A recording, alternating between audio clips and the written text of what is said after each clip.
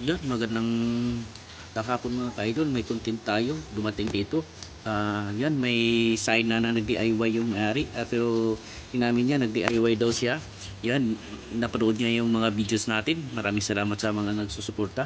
Kaso problema mga ka-idol, nag-DIY siya. Nandun pa rin yung problema. Nginig pa rin, palyado, hirap tumakbo. Yan mga ka-idol. Kaya nga, sinangguin nila sa atin. Inayos yung mga ignition coil pero nandoon pa rin problema. Yan, itutuloy natin mga ka-idol.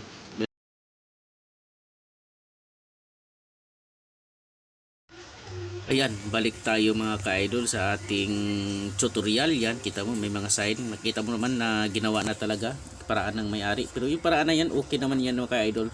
Yan, itututorial natin kung bakit siya nanginginig, palyado, at hirap manakbo, delay. Yan, itututorial natin yan mga ka-idol. Yan, yan. Bagong palit na rin yung ano niya, yung spark plug. Yan, yun dahil may testing natin na ignition coil, andoon pa rin yung palyado. Yan, kaya hindi na tayo tutok sa ignition coil kasi una ginawa na ng may-ari. Nandun pa rin, nagpalit na rin ng spark plug, nandun pa rin yung problema. Ngayon, hindi tayo sa ignition coil tututok, doon na tayo sa spark plug kasi may narinig akong kakaibang lakitik na parang kiramdam mo idol na hindi lumapat o di nahigpitan, parang ganun na pakiramdam ko. Ngayon titingnan natin yung mga ignition coil, spark plug. Yun, sorry, spark plug, check natin yung spark plug. Yan, ang kaibaan nito mga idol, dual BBTI, medyo naiiwan yung plastic na puti, kaya nga dandahan tayo. Yan, tingnan natin, titingnan natin yung mga spark plug. Yan, kuha tayo pang baklas yung 14 mm. Yan, deep socket na 14. Yan, ang dual BBTI ay 14 deep socket Yan, deep socket siya, mahaba. Yun, ikot-ikutin na natin yan. Ikot-ikot lang, ikot-ikot. Yan, walang katapos ng ikot. Yan, ikot-ikot lang. Yan, dadaan lang ito idol. Huwag masyadong higpitan ng ating spark plug kaya baka maputol. Yan, kasi maliit lang yung spark plug natin, 14 mm. Yan, kaya tamang higpit lang siya mga ka-idol kasi hindi naman matatanggal yan. Yan, titingnan natin mga ka-idol kung saan dyan ang problema. Yan, tinusok ko nga natin. Ayaw pa rin sumama, ikot-ikot naman hanggang nahihilo na ako sa kakaikot. Yan, tusok na naman, ayaw pa rin. Parang iba ng pakiramdam ko sa kakatusok, ayaw pa rin. Yan, up, ayaw pa rin. Yun, hahanap na tayo ibang ignition coil. Ibang ignition coil gagamitin natin.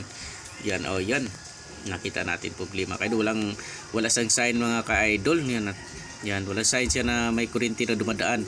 Yun, diyon tayo sa number 3. Yan, yun, number 4 yan mga idol. Maganda, o kita mo sunog, maganda.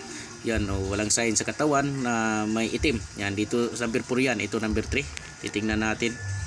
Yan, ikot-ikot naman, ikot-ikot. Huwag lang kayo mahilo sa kakaikot. Ikot yan, gamit ng ibang ignition coil para masama natin. Ayan, okay, nakita natin yung problema mga ka-idol. May dumikit o may nakadikit. Tapos nakita mo may sunog, parang may sunog siya, parang may kurinting dumadaan. Yan kita mo guhit-guhit idol. Yun, ang haba, ang dami. Yun paikot. Yan, sa number 3 yan. Ito number 2. Titingnan, ikot-ikot naman, ikot-ikot lang.